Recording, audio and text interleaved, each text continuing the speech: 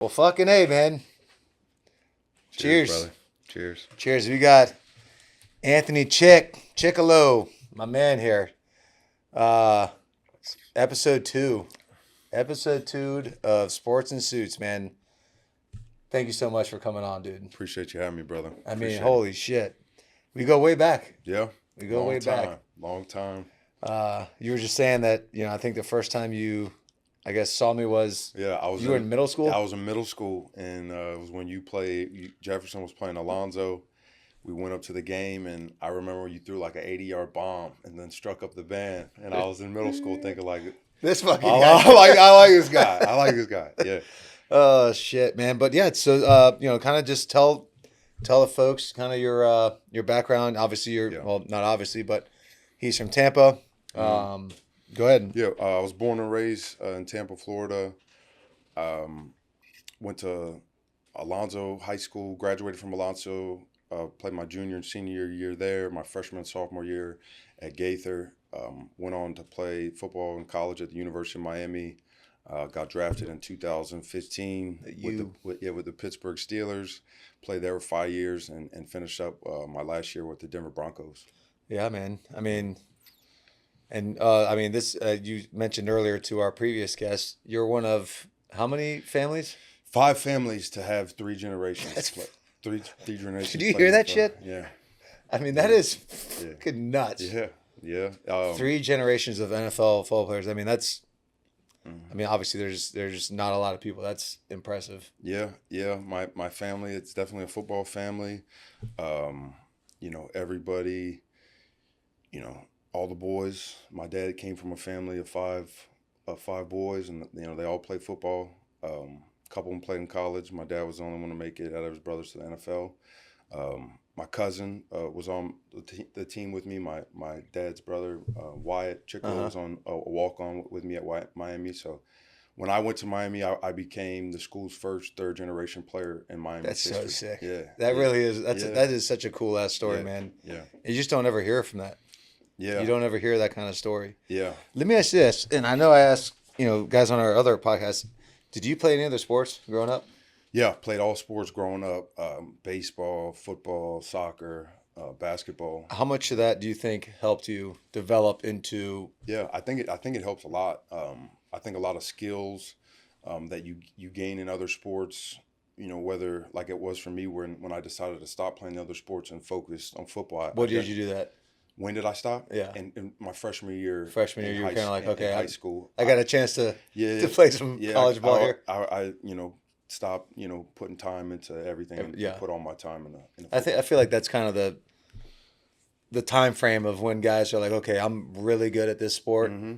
I'm gonna shut all this other shit down. Mm-hmm. But I remember in high school I played basketball, and the only white guy on the team at Jefferson, by the way, as a freshman starter. Yeah, that's right. Yeah. I can fucking hoop now. Yeah. But yeah, I remember going there for my first freshman and sophomore year. Then you start getting some offers and some other shit, and they're like, you don't need to be getting hurt playing another sport. So I was like, all right, I'm gonna shut it down. So I went. I played my freshman year at Gaither. Played on like special teams. Got limited action on defense. When I look back on it, I wish I would have played like JV football before I moved up to varsity and not played varsity. I'm glad you said that. Yeah, I'm glad you said that. I because when I came to high school, I was in a position where I was a good little league player and I was skilled. I had technique that was for a guy ingrained in your DNA. a guy for that coming in where I could but like physically that was a big toll, like a huge the biggest toll on my body I can remember for 1 year was going from playing in Pop Warner to my freshman year in high school, and I really I was 160 pounds my freshman year, and I was out there like going against the 300-pound linemen. Do you feel like that's a bigger jump from 8th grade as freshman year of high school, or senior year to freshman year of college, or college to NFL? 8th grade. So I look at the jump like this, and my special team coach in Pittsburgh, Danny Smith, always used to say this. This is interesting. Like the speed of the game from high school, like a high school game is a college practice. The game is faster. The game is faster than that. An NFL practice is like a college game, and then the game speed in the NFL is faster than that.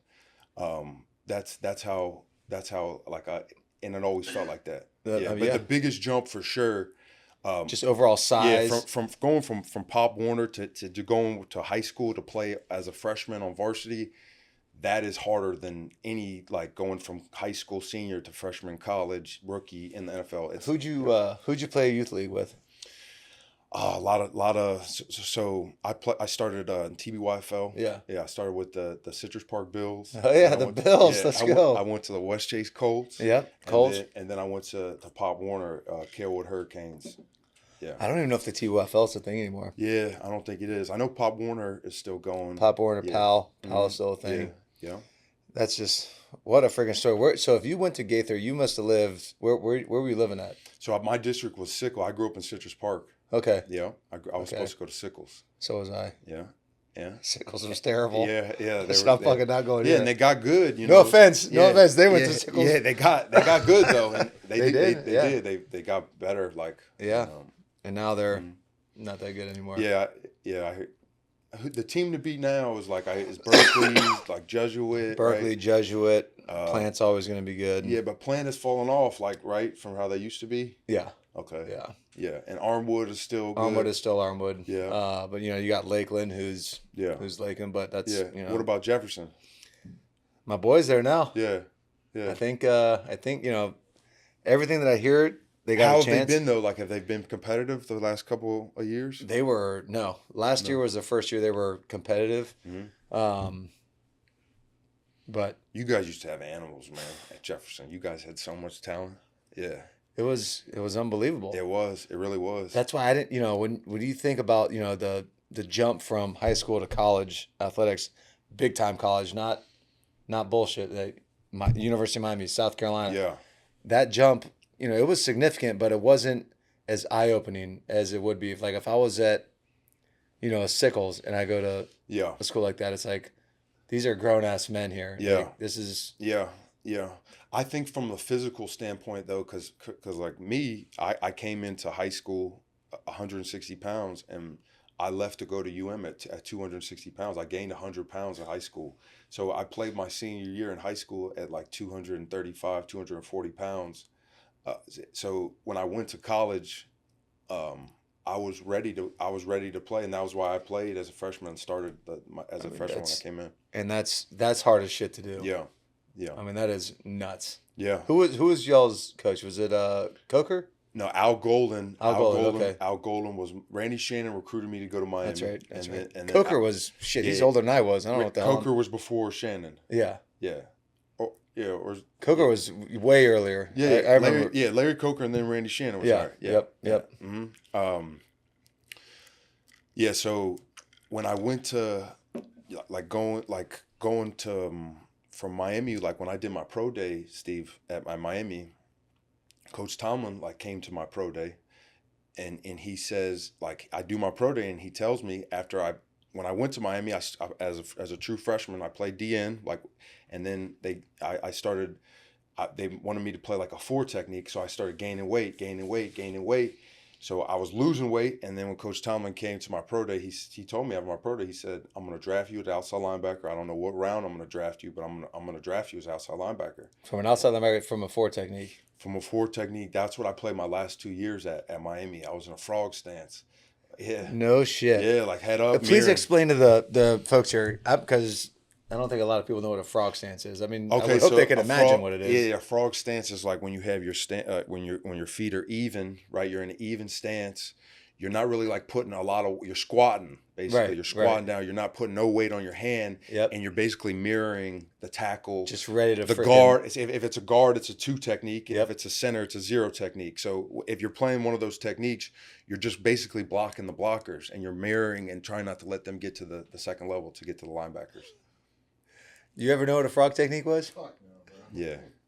I know you've seen it. Yeah. That's freaking nuts. Yeah. So he says, I'm gonna draft you from a 4 technique, frog technique, to an outside linebacker. Yeah. That's so. Do you have? Is there a weight change you So have my senior year at Miami, my freshman year at Miami, Steve, I go to freshman camp. I'm weighing like 260, right? I get strep throat like the third day of camp, and I lose like 20 pounds like in 2 days. Jesus. So like, yeah, during camp, my freshman year in camp. So my whole freshman year, I was trying to like gain my weight back that I lost. So my freshman year at Miami, I was playing like 235, 240. But I was able to do it because of the techniques. I was playing in like a wide 5, like a 7. So a more 9 of a speed, more of a speed. Yeah, yeah. Okay. So I was able to get by, but with that. But again, like that toll, Steve, that I told you about that I felt as a freshman, and I felt that toll as a freshman in Miami, going against guys. I look like Steve. I remember my sophomore year at Miami, man. We're playing Notre Dame, and their left tackle is this dude named Zach Martin, and like Zach Martin, like I play that game, Steve, and I'm thinking in my head after I'm going against Zach Martin, I'm thinking like, man, like, is this how all the guys in the NFL are about to come off the ball, like rolling like this? Are they going to have this type of like hand strength every time they?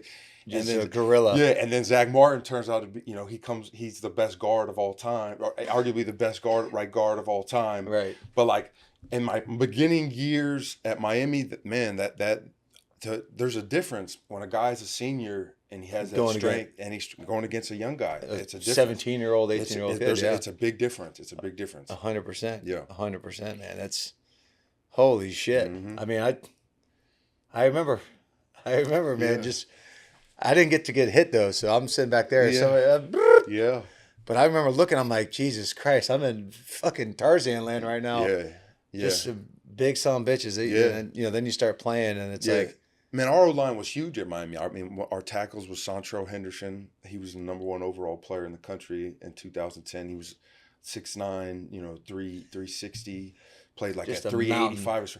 But Zach Martin, man, he's like he was 6'4", he's 6'4", 300, but he's got a death grip. Like when he grabs you, you're not going to move. You're not moving. And he was, I just couldn't figure out how he was able to generate so much power in that so much short space, because you go against all guys against your whole life, getting a 3-point stance, you're coming off the ball.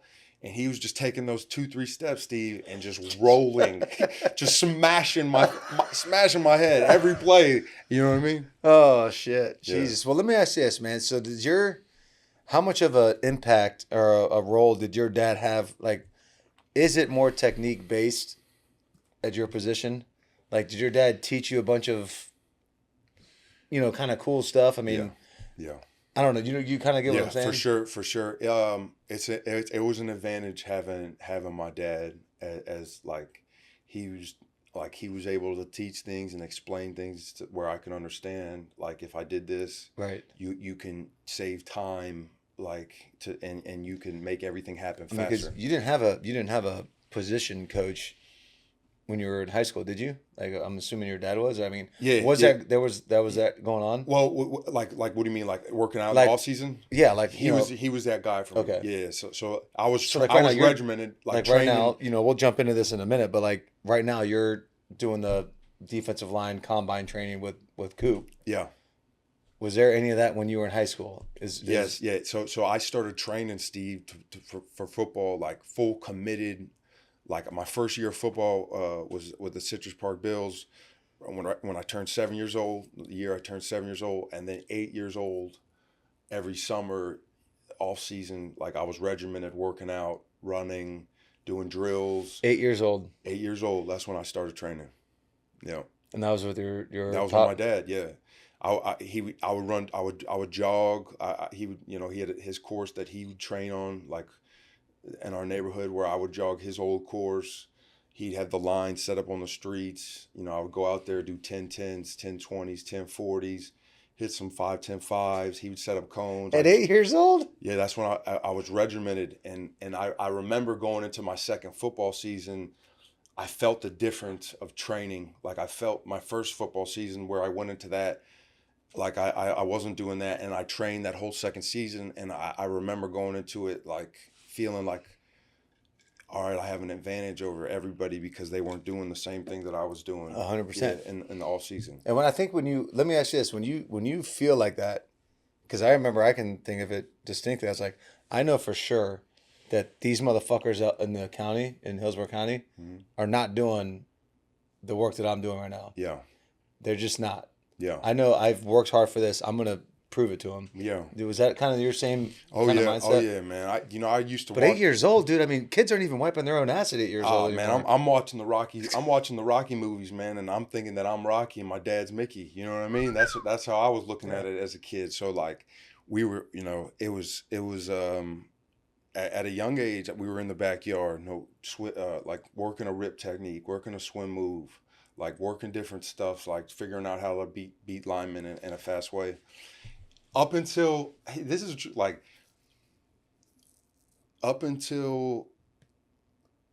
got to the NFL, my dad, me and him were doing full one-on-ones while I was in high school. That's so sick. Yeah, like where he's the offensive lineman and like.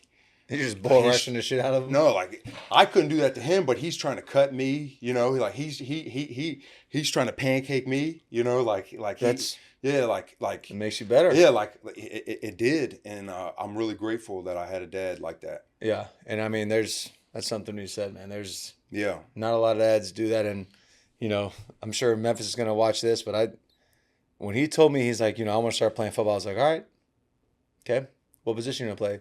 I want to play receiver. Okay. Played a receiver for a year. He's like, all right, this sucks. I don't get the ball. Guys can't throw it. He said, I'm going to play quarterback. I said, okay. Just telling you right now, I'm going to be an absolute motherfucker to you. Yeah. And you better get ready to rock and roll. Because I'm going to be harder on you than I am everybody else. And there was times where he's like, you're so tough on me. I was like, man, get the fuck over it. Yeah. Like, it's go time, man. If you want to do this shit, it takes that kind of in the end, and like you said with your son, there's times where like he's saying that you're tough on him. I've been like that with my dad, but in the end, like right now as I'm sitting here, I'm grateful and that's 100%. So in the end, because they want the best for you, man. Your dad wanted the best for you. My dad, he always did. Yeah. He always wanted the best for me, and in the end, like the son always sees that, I believe. 100%. Yeah. Could not agree with you more. Yeah. They always will, because, as they get older, they start realizing, like, damn, because my dad was kind of right. You realize that, man, that's the only dude that really gave a shit about me. He's the only one that really wanted me to do good. He was the only one that cared. He was the only one that cared that about, like, how well I did on the game or how practice went. They just want the best for you. We might have a different way of saying things, but at the end of the day, it's the same message, man. We want the best for the kids, and I don't want to go too much into that, but I did want to ask you: have you seen much of a difference? Because I know quarterback training drastically different now. Mm-hmm. Have you seen much of the technique and defensive linebacker training, the form, the technique? Has it changed drastically over since you got done playing? Because you're doing it now. I mean, no, the techniques are the same, but I would say like drill, like there's new drills where like you can do certain drills that like that can like help simulate game-like situations. Okay. That's one thing. Like when guys are doing drills, like some guys just do drill. Like how's that going to correlate to like football and like how's that actual game? Yeah, how's that drill going to translate into whatever you're working on in that drill? Like how's it going to make something that you want to do on the football field better? And when guys do drill, like when trainers do drills, they need to ask themselves that, because some of those drills, you see some crazy drills now where like there's just like, what's the point of doing the drill? If there's no point of doing the drill, don't do it. 100%. Yeah. 100%. Your boy is one of them. You know what I'm talking about. Who? CJ. Oh, what does he got?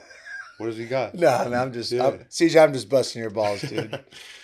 No, me and CJ and Chip and the stable guys, man. Okay, I chirp those guys all the time. Okay, yeah. I know they chirp me, and it's all it's all fun and games, man. I don't give a shit about any of that. But dude, that's a hell of a fucking intro right there. Yeah, hell of an intro. We're gonna we'll wrap this thing up. I know it's a little early because I want to get into his next little segment. All right, well, we are back, ladies and gentlemen. We are back. But yeah, man. So we kind of went through, your childhood and getting drafted in the NFL. Mm-hmm. Talk about the NFL experience. Tell us how it's scripted. So I don't think the games are scripted. I think everybody is trying. Conspiracy theories. I think everybody is trying as hard as they can out there. There might be with the referees, but as far as like players are concerned, I don't think so. And I think that's a good point, man. And we're just bullshitting off air. You guys are moving at fucking light speed. Mm-hmm. You can't. You make the wrong angle at a certain time. I mean, Mm-hmm. There's certain times in games where we've talked about this on their podcast. There's certain times where I think it is like there's no way this fucking guy threw that pick. Yeah. There's no way. He's too good. Yeah. But there's other times like, man, these guys, I forgot these guys are moving. Yeah. So fast, and there's so much other shit going on. And the biggest difference too, like with the NFL, I would say from NFL to college is like when a mistake happens, like in college, if it's in the first half, we'll fix it at halftime. Like in NFL, we got to fix it next play. Right. If something like is there's something, if something's wrong out there, it's going to be exposed the next play. So like that for sure, that like the ability to perform in those pressure situations, it separates like the guys that do it on Sunday and Saturday. No doubt about it. Well, let's go back. I want to transition real quick.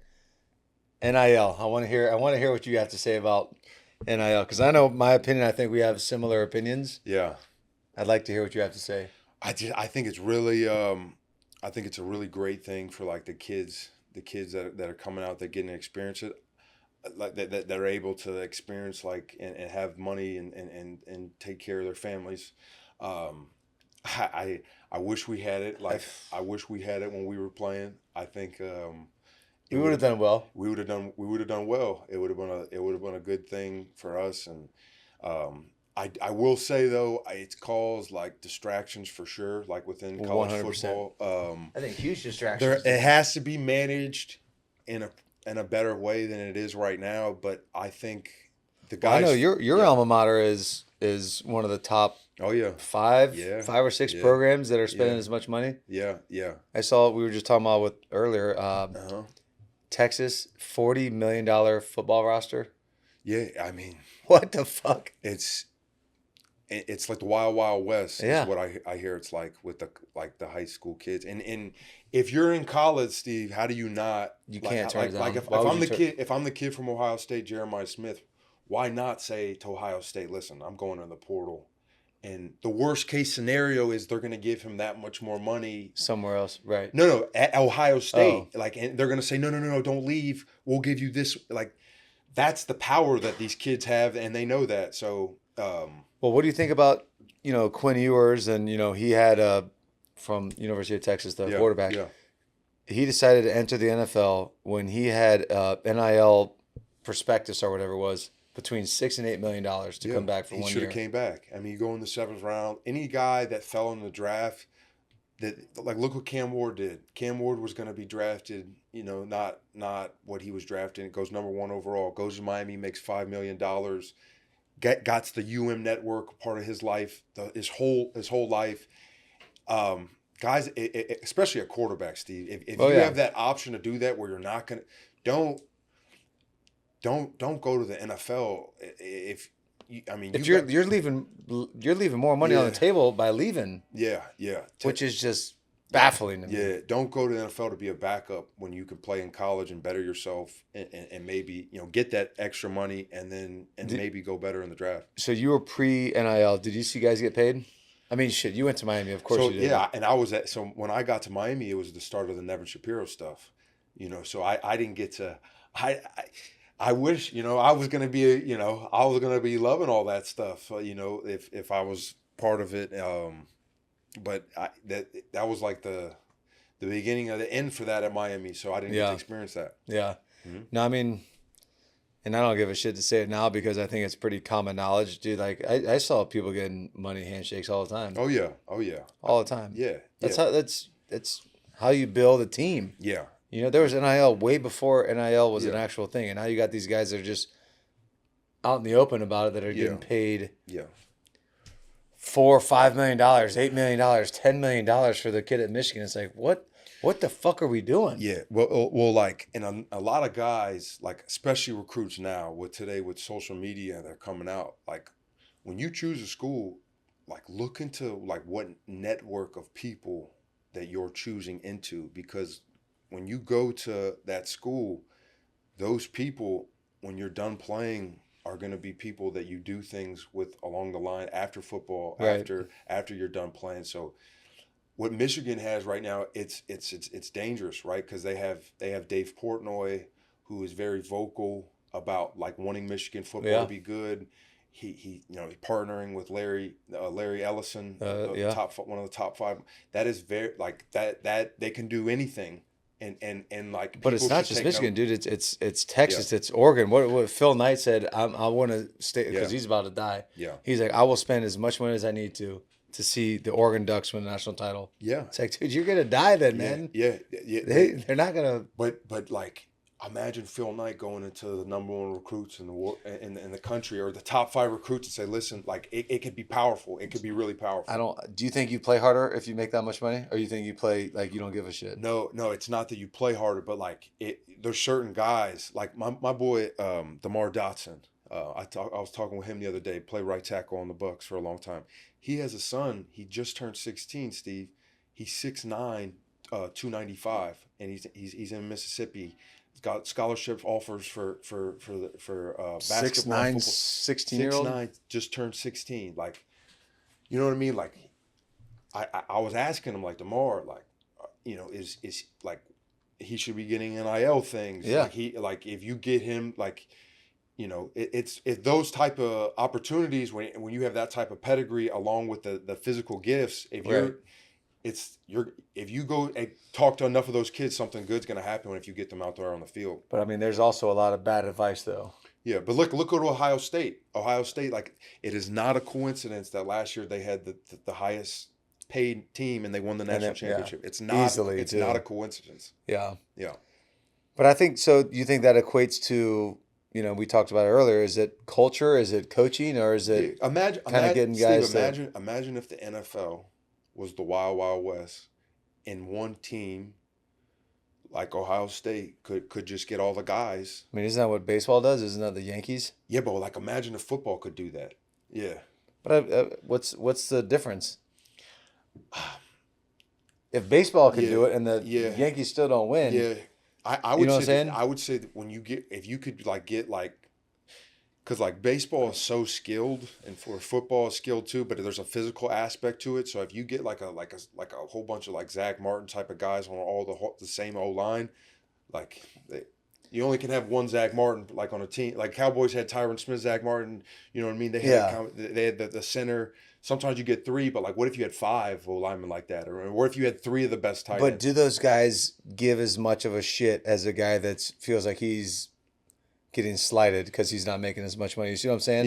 Yeah. Like, okay, I'm making $10 million a year. Yeah. I don't give a fuck.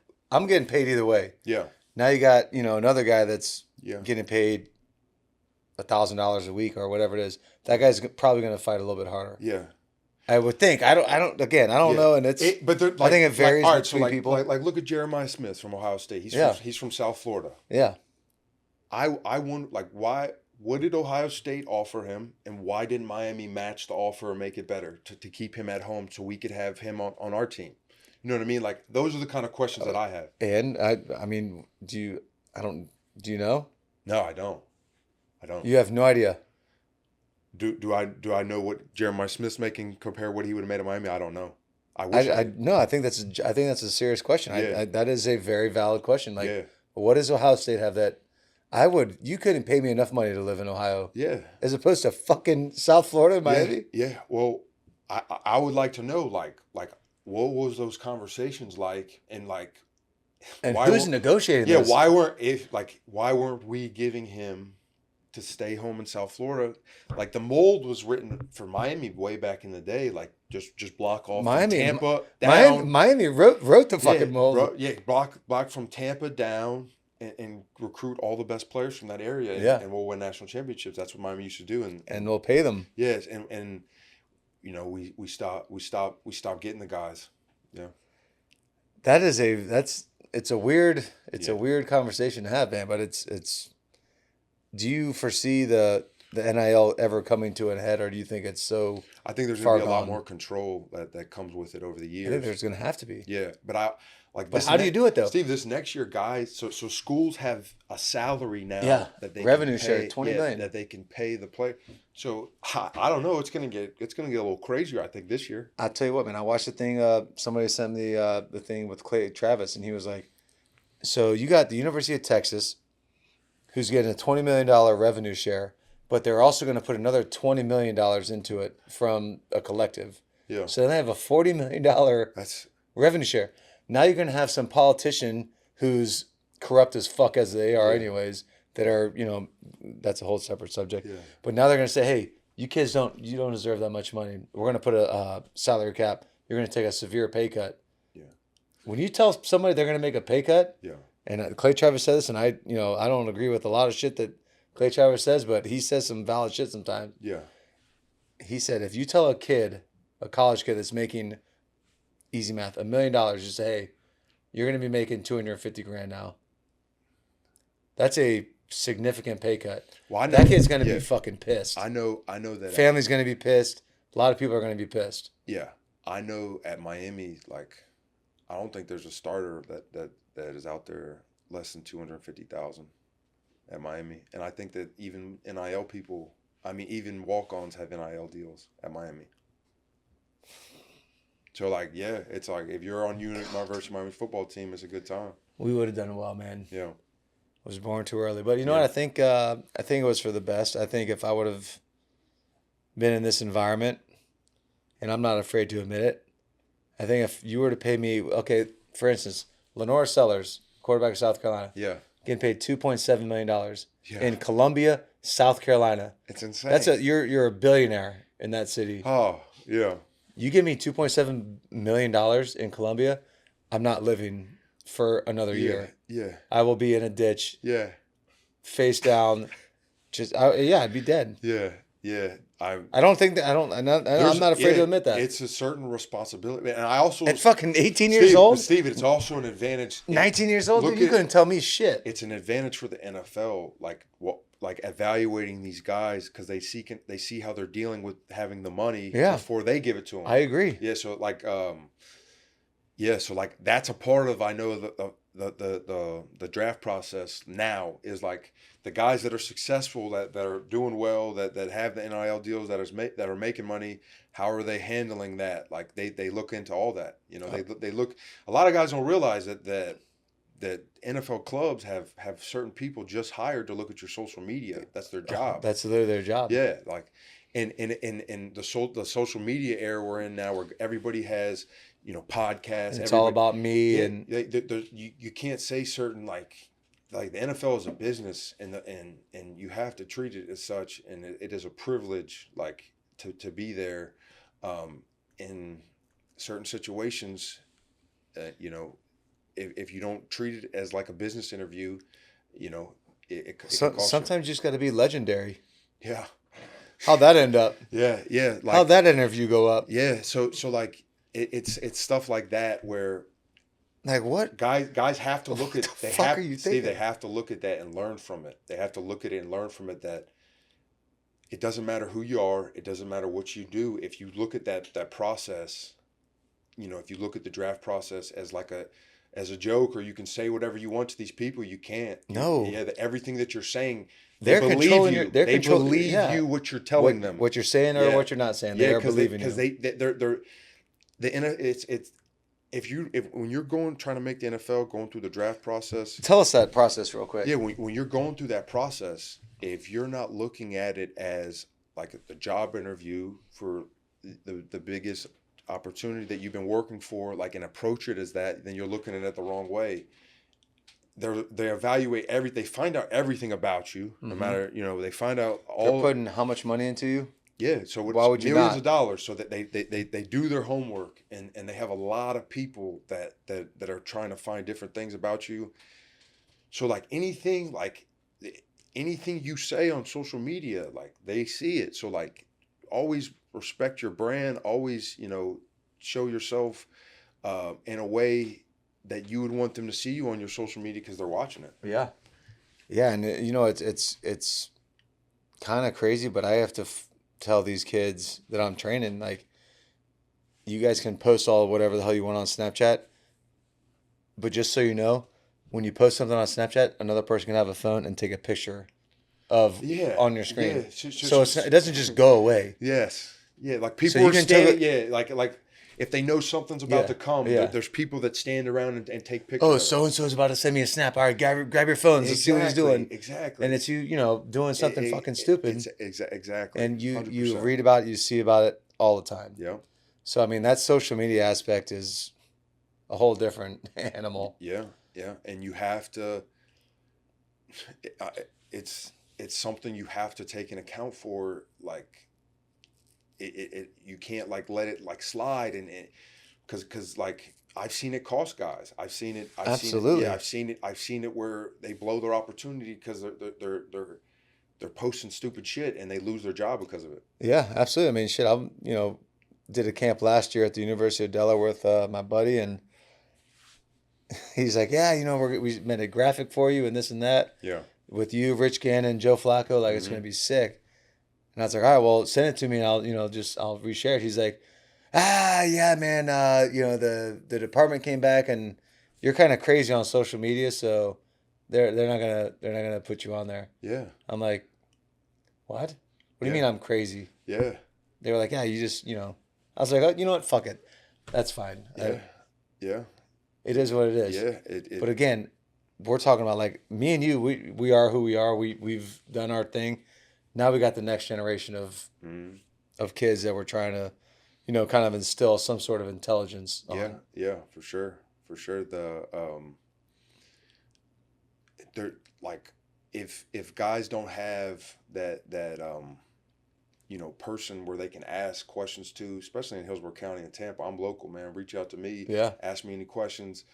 Any of the high school kids, if you want anything, man, just. If you're going through any sort of like recruitment process, I'm local and I would love to help any of the high school youth here. No, absolutely, and we're gonna wait till this next segment and dive into kind of because we both went through the fucking ringer.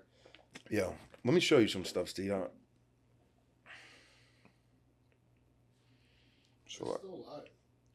Fuck it, it don't matter. So like some of the. We can put it on the TV. Yeah. You want to put it on the TV? No, I can't. But like this is like that was when I was in the hot. Like there's like different things. All right, so are we cutting this out then?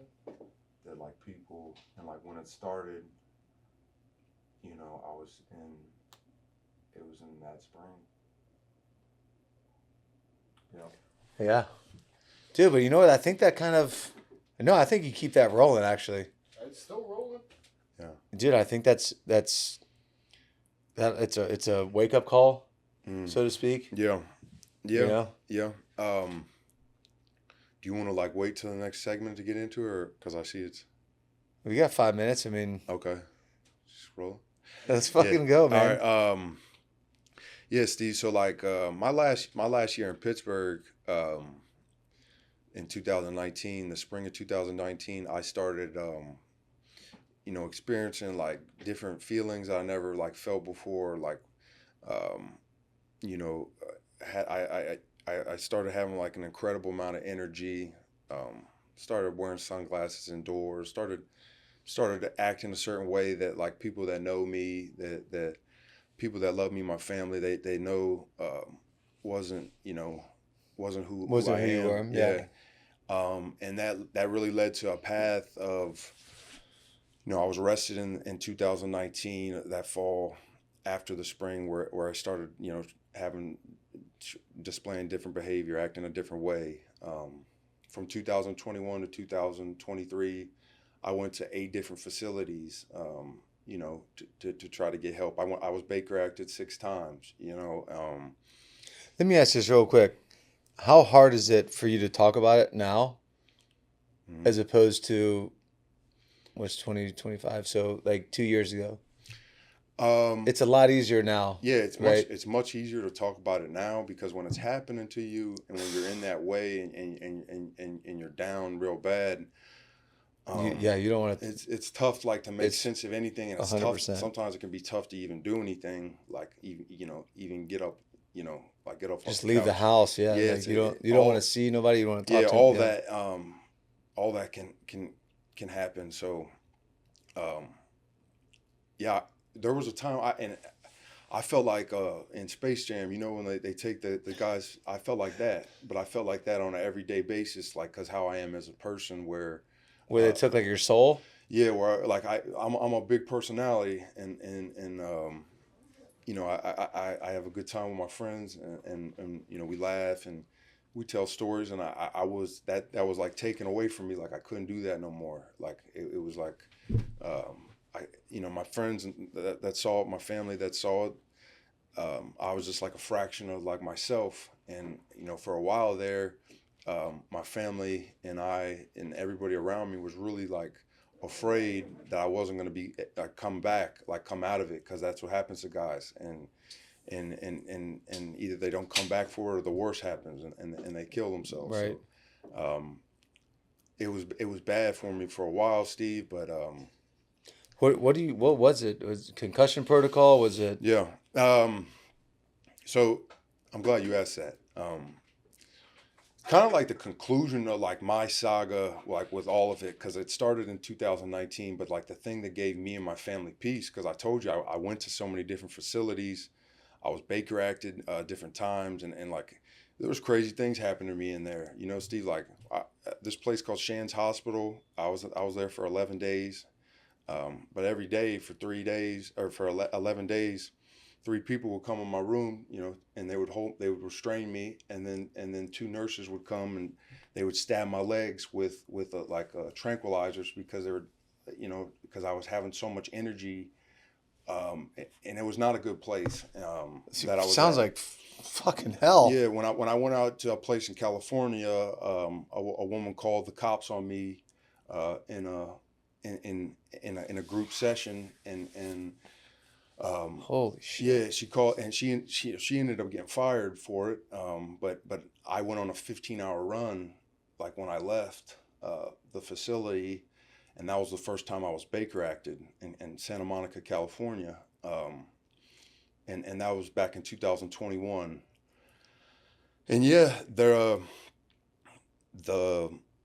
energy that I have that comes with it, it's Is that why you smoke weed?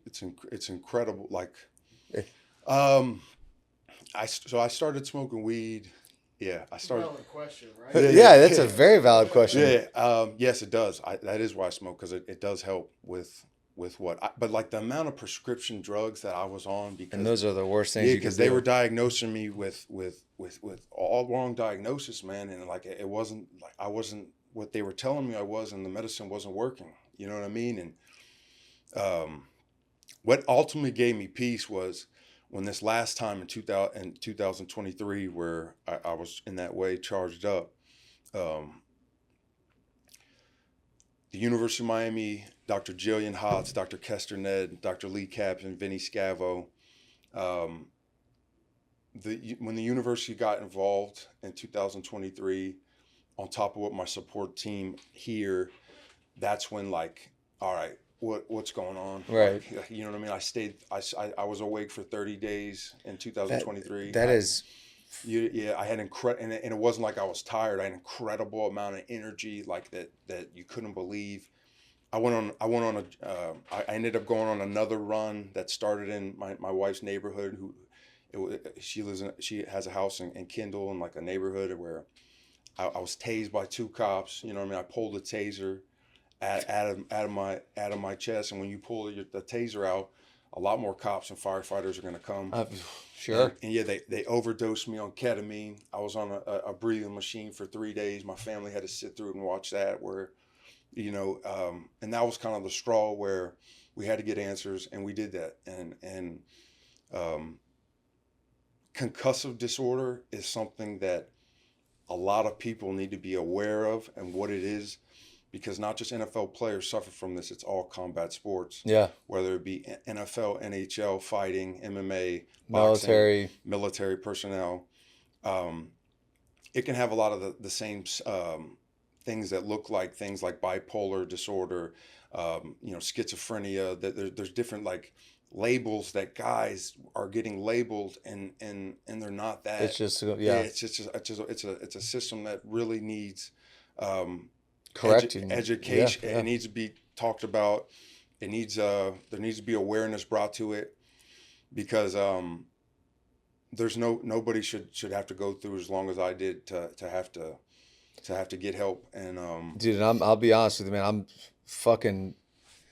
I'm pumped as shit. Yeah, man. I'm pumped as shit. You came on here and are telling your story. You want to take a quick little break? Yeah. I got to piss like a racehorse. Yeah. And Good. reload my kryptonite. Yeah. We'll be back in a minute. Well, yeah. All right. Well, we are back. Back. He's got a Celsius. He's ready to rock and roll. Oh man! All right, so what you're doing now? We'll transition into that. Actually, okay, let's go back of I don't know, 2 years, 3 years. Met your wife. Mm-hmm. Kind of go through that whole situation, and I mean, I see you guys posting each other all the time, and she's kick ass. She's got a hell of a following, huh? Yeah, my wife is incredible. She's a world. Put it up. Okay. There you go. She's a world renowned tattoo artist as well as a painter. So we actually met.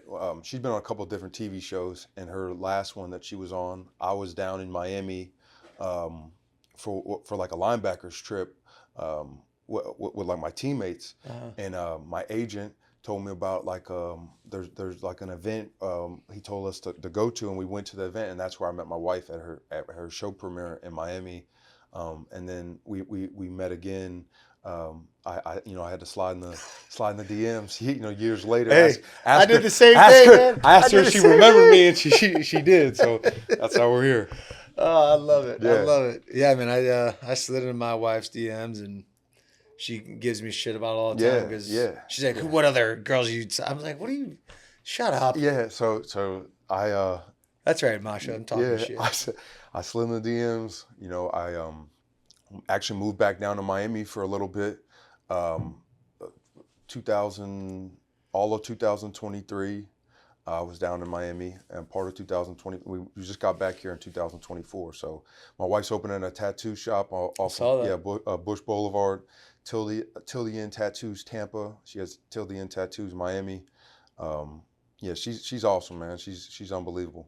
That is awesome. I left a little bit of room. We got, there you go. I don't know, probably 2 or 3 more birthdays in there. So, Masha, get ready to rock and roll. There you go.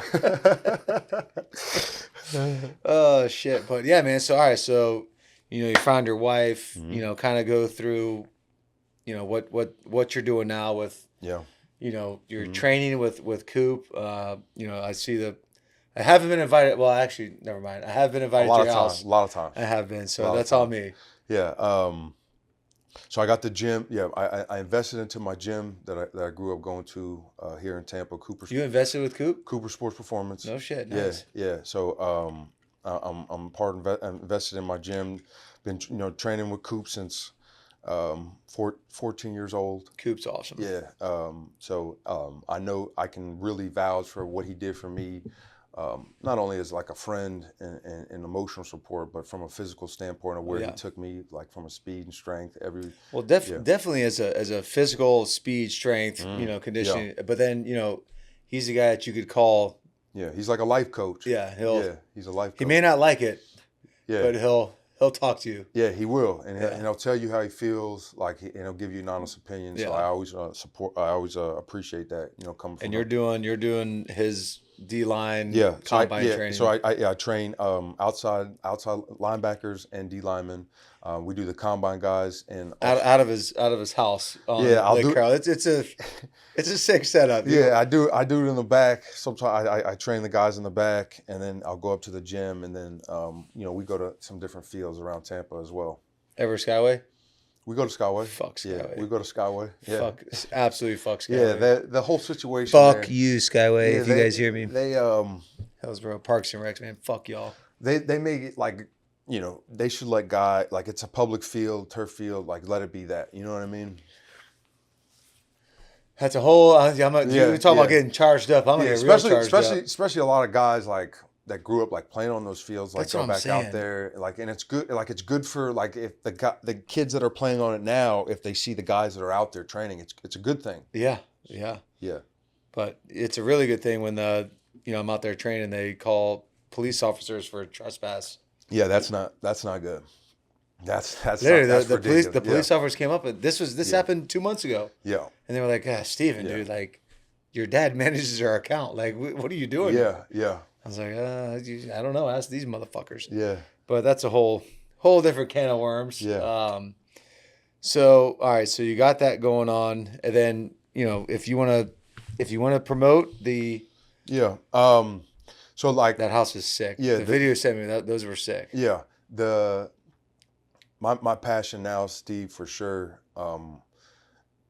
After experiencing like what I experienced through like the mental like side of this starting in 2019,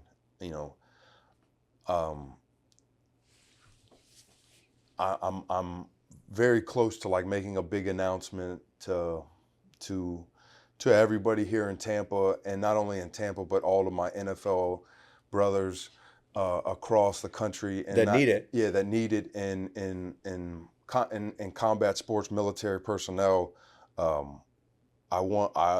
I'm working on something where I'm going to start something here, starting in Tampa, starting in Florida, a place where people can go if they're experiencing those type of symptoms, experiencing those type of things, and all the same people that helped me get better along the way are in full support and behind me on this. I'm really excited. I'm really, really excited about it, Steve. I haven't been passionate about something like this, doing something like this since I was like a little kid, wanting to play in the NFL, wanting to play at Miami. It's for sure I feel like what is my purpose is to be a guy that can tell my story and bring awareness to the situation that a lot of guys go through this, and I know that I'm not alone because I've spoken to a lot of guys, and no doubt, and I see the stories, and everybody has their own story, their different struggles that they go through, but if I want to be able to be part of the change in this, and I have a lot of people that are behind me that want to do the same thing. Well, I text you, man. I'd love to get involved in it. Yeah. Somehow or another, man. Because I think that's needed. When you have guys in white coats and glasses and white hair, I don't think you necessarily believe them. Yeah. When you have a guy that looks the fucking part, that played the part, that actually was involved in the shit, went through the shit, you have somebody that's that direct telling you kind of the struggles and kind of opening it up, man. I think people respect and listen a lot more. Yeah. And and it's not easy, dude. And we've talked about it off air. We've talked about it over the past years, man. It is not fucking easy to open up about. Yeah. And I will say, like, it takes like certain type of people. Like I know because where I was mentally, like I talked with so many different therapists, so many different doctors, and nothing was working. Right. And like the people that I have that I'm doing this with, these are the people that worked. You know what I mean? All the places I went, all the different experiences I had, I've made sure to reach out to those people and tell them about what I want to do, what I'm doing, and to have them support me and some of the support that I've been getting, like getting on the phone with different people, sharing what happened with me, hearing what happened with them, their different experience, because just because guys don't get Baker acted like I did, or get tased, or that they're not going through the same thing. It just wasn't as public. It just wasn't as public, and I'm very aware of that. So I don't take it lightly. No, and it's, dude, I appreciate. I can't express to you and express to Sean for helping this and doing all this thing, man. I can express to you how important this is, and this is a big. I mean, dude, you're the second person I called about doing something like this. This is fucking big time. Mm. And I think people need to hear your story. I think people need to know that, you know, you're genuine about like helping people, and I think that's a lost art in this kind of fucked up world we got going on. Yeah, and the team of people like that were able to reach me. Michael Gonzalez, he's a local here, Tampa guy. The show Intervention, he's one of the main interventionists on the show Intervention.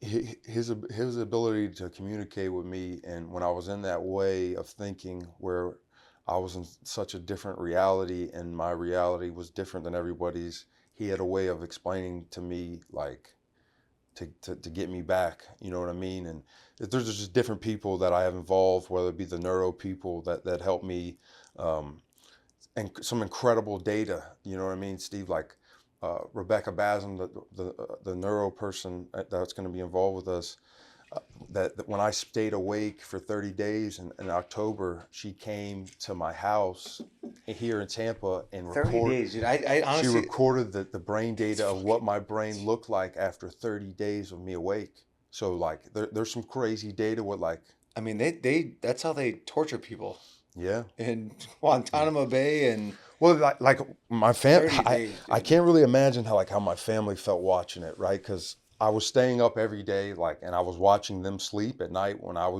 they were sleeping, I was like up, moving things around the house. I was organizing things. I was cleaning.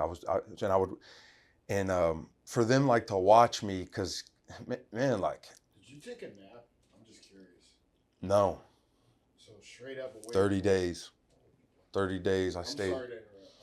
Yeah, 30 days straight, month of October, man, 2023. I didn't sleep one day. And it was incredible. When I got, I don't know if you ever saw, Steve, the thing on TMZ when I got tased in the hospital, right? I did. I think All right. That visit to the hospital was set up for the University of Miami for me to go to Hialeah. I was with my family. I was with my mom, my dad, my wife. All they wanted to do was take my blood and see what was in my blood for me to be able to be awake for 30 days. I was unable to have that meeting before I got tased and taken down. I was unable to have that meeting because I was tased by the cops, because somebody called the cops because me and my dad started fighting in the guest waiting room. They came, and I just gotten tased the day before in the neighborhood, or like when I was on, So I didn't have a shirt on. My dad took my shirt off, and they got me good on my back, man. And that was like why they were able to get me down. Like if I had my shirt on, I probably would have ate that shit and kept on moving. But then I could have got shot. So thank God that they tased me. Thank God. Yeah. That's no shit. It's a big son of a bitch, man. Yeah. If the tasers don't work, they're moving more a little lethal. And I have a lot of gratitude for the people in my wife's neighborhood that watched that night when I was on that run. Because Steve, I'm going on this run, right? And like my wife's on the phone, my mom and dad are on the phone, and they're calling everybody. They're calling Michael, they're calling everybody, and he's like, all right, he's activated, he's out. I'm walking through my neighborhood in Miami, top of my lungs, screaming, Roger Goodell, where the fuck are you at? Like, like I'm like, cause it was a 2-year time period from where in 2019, 2021, 2023. So I'm saying all this different things, and I'm thinking in my head when I'm on this run, by the time that I get back to the house, Steve, like where my wife and my family was, that like everything that I'm telling them that I wanted to happen was going to happen. That's in my head, me screaming like cause we know like, well, we know like what it is, Steve. Like the only thing I did my whole life was play football. Right. That's all. The only thing I did my whole life was play football. I you know what I mean? I played from age 7 until I retired. Yeah. You know what I mean? So it's head trauma, it's concussive syndrome, it's frontal lobe damage. You know what I mean? Like we know what it is, and I knew what it was in 2020 when I called everybody in the NFL offices and I told them something really bad is happening to me. I need you guys to do something. Dude, I mean, you see it all the fucking time, man, and people, they just sweep it under the fucking rug. Junior Seau? Yeah. Fucking shot himself in the fucking heart to preserve his brain. What happened with that brain? So certain like you bring up Junior Seau, like Junior Seau, that watching that documentary, I remember when that came out, and I remember vividly. It was like in my young part. It was like he was kind of like the start of the whole. And I was thinking in my head, like when I watched that, I was thinking, like, man, is this shit happening to me? Like, I'm watching like some shit that's happened with Junior. Like, is this what's happening to me? And then, like, you know, so. Fuck. Yeah. Fucking A. That's a scary fucking, that's a very scary proposition. And I think what you're doing and what you have visioned is going to be honestly, it's not over exaggerated. It's literally going to be a lifesaver. Steve, the amount of times that I've now been tased, had tasers pulled on me, had guns pulled on me by police officers, the fact that I am not dead, it's incredible. I'll tell you this, Steve, the time, all right, so this was in 2021. I'm here in Tampa. This is after when this is fall of 2021. Steve, I called 911 on myself at my house in Tampa, right? I called 911 on myself. The cops all come. The cops all come to my house. They all have, my mom, they got their guns drawn, all their tasers drawn on me in my driveway. And the state I was in, because I had to deal with a lawsuit with my next door neighbor during all of this, Steve. A civil lawsuit with my neighbor. A civil lawsuit with my neighbor that started during all this. God damn. So my neighbor has a cop that is sitting outside of my house that she has like watching me, right? So I call the cops and they all come to my house. I got these like big buckets of like balls, like footballs, basketballs. And I just pour like I'm in a different state now, Steve. So follow me here. Yeah. But I pour the balls like all out, like on the ground, like. But in my way, I was trying to show them like I don't know why you guys are like on me like this. Yeah. Like There's not grenades. I was here, like, man. this is what's in here. This is footballs and basketballs and soccers. I don't know why you guys got your guns and tasers and keep on and watching me. God, dude, like that was like you know what I mean. I was dealing with that. Yeah. So there's just a lot of things, man, where I don't want guys to go through that type of shit. And you know what, man? Like you are lucky to be alive. Oh yeah. Because. As you're a big son bitch, man. And the rage, there's a rage factor that has to be accounted into this, Steve, where it's just like it can be scary. Like people that were around it were afraid. Like people that loved me were afraid. No shit, man. You're a fucking NFL defensive end linebacker, dude. Like, but that's what scares me, and that's what I'm afraid for in the future. Cause like, man, if I saw like a guy in the NFL is it like a PTSD type scenario where if a guy like if I heard like a NFL player was like shot and killed by cops, you know what I mean, and he was like battling like this or like they found out that he had CTE or like any of that to me is like the biggest nightmare like I could hear about right now is like because like I know what it is, like what it can look like. Yeah. I mean, shit, you just saw, what was it? Adrian Peterson just got arrested for DUI and... The kid from LSU. Look at the kid from LSU, man. Like, yeah, like there's... God, man. There's a lot of different scenarios, man, where guys, where situations become too much. It becomes too much for them to handle on top of with... The trauma. Because it is a lot to handle, man. It is a lot to fucking handle. It's a lot to handle regularly, but when you're dealing with trauma to your brain, when you're dealing with a brain that's not operating at 100%, it's like that's what guys are, and that's what people have to realize that more awareness has to be brought to it. Yeah, I know. I cannot fucking say that enough. People need to understand that. But that's holy shit, man. I'm kind of at a loss for words a little bit, dude. Yeah.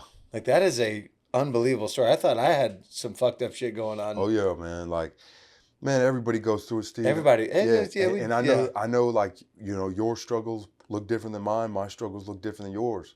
But if a guy, man, if a guy that played this game, that committed to this game at a young age, and even regular people, like people, you know, people that go through stuff, when you get in those bad places, you can come out of it. Like, and I know what that voice is like. That when it gets in your head, that's telling you to do bad things to yourself, that you don't need to be here no. Like, you can overcome all that, and it's possible. And you just you got to have the right support system around you, and you know. And the right person in your ear, man. Yeah, and I think that's why I'd love to get involved with you, man. I know I told you this. What can you tell yourself to overcome it? Because it's mainly self-talk, right? There's a self-talk about it, but it's a huge self-talk. It's a huge. Well, let me ask you this, not to interrupt you, but we're football players. We don't like being told how to do shit by someone else other than, I guess, the coach. Yeah. So when you tell us, like, oh man, you should, you know, hey Steven, stop drinking so much beer. Fuck you, fucking pussy. I'm gonna drink all the beer I want. I don't want to be told what to do. I don't think you want to be told what to do. Yeah. Unless it's your actual, you know, employer, boss, whatever. Yeah. You see what I'm saying? Yeah. Does that make any sense? Yeah. There, like, you, in order, like, to come back, like from this, it takes a ton of, like, self-reflection. It takes like, all right, for me, I know why, like, I wasn't, like what got me here, right? Like, I ran into people as fast as I could, you know, for as long as I ran into people as fast as I could since I was a little kid, right? And there's a certain toll that my brain took from that, right? There's a lot of, like, self-realization that you have to have, but with the proper support team, like Michael Gonzalez, my family, Kat, you know, my mom, my dad, my sisters, my brother-in-law, my nieces, they wouldn't let me quit. Like, they wouldn't let me quit on myself when you know, they had so much belief in me when I didn't believe in myself. And now I'm in a position here where I can speak with so much confidence and speak with so much conviction, because people believe in me, and they believe in what happened to me, and that wasn't a mistake. There was a purpose for it, and God had something to do with it. And my biggest fear now would be to not tell my story, and not utilize my story for guys that could possibly be going through it, to know that they can come out of it, because it's happening too often where I'm reading every single month, every single week, where people are taking themselves that play football, former players, because they just feel like they're in a place that they can't come out of. Well, I can promise you, this message is gonna get out. This whole message is gonna get out, man, and I think it's necessary. I think you're 100% right. Yeah. Fuck, dude. All right, let's go on to a happier subject, I guess. Good God. So now what? What is Anthony Chickillo doing now, and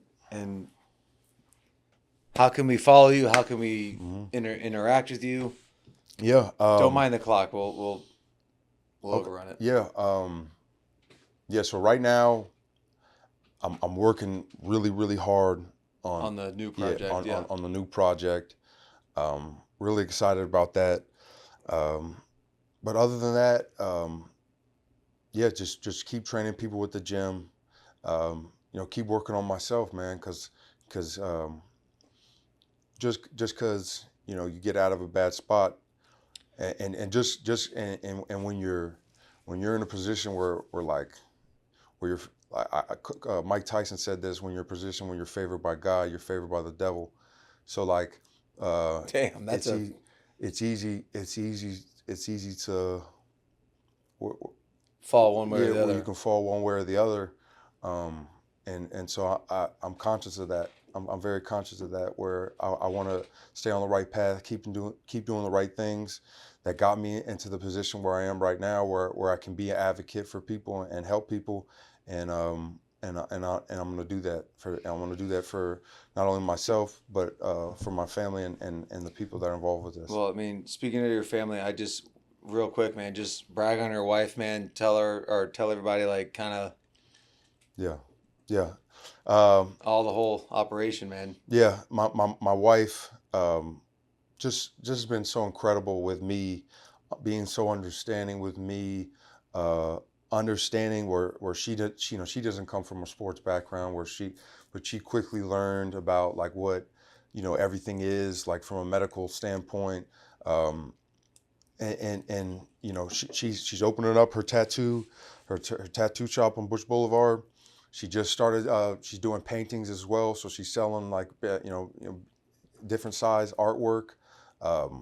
So we're here in Tampa, man. We're local. We're around, and we just want to be two good examples in the community. Yeah, and that's a huge thing to say, man. Just in the community, you're explaining your story, and dude, people need to hear your story because there's too many stories of, in my opinion, of, I'm not throwing shade at all, but like a Tom Brady, like, it's all pictures or, ponytails and rainbows, whatever the fuck the saying is. Rainbows and ponytails, whatever it is. Who gives a shit? My point is that it's not always gravy, man. Like, there's a lot of nasty shit that happens between the lines. Yeah. From 8 years old to retiring from the NFL.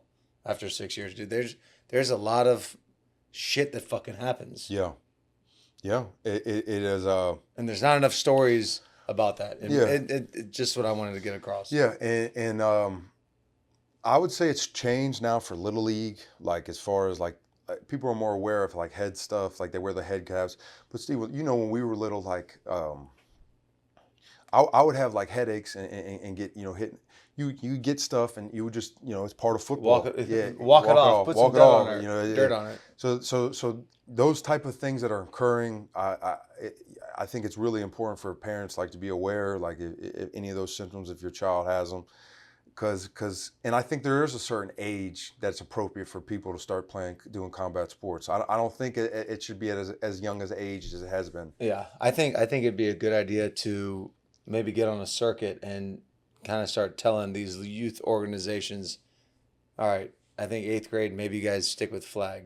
For sure. Yeah. Maybe 10 years old, stick with flag. 100%. Maybe touch. 100%. Because in the end, the skills that are associated like with football that from a physical standpoint that come with wearing pads and stuff, they can learn it in college. They can learn it in high school. Like they can start learning the unnecessary damage because like Steve, when we were playing Little League, we weren't just playing. Like we were playing both ways. Right. Like you know what I mean? Like running back, I was running back, linebacker, right? Yeah. Safety.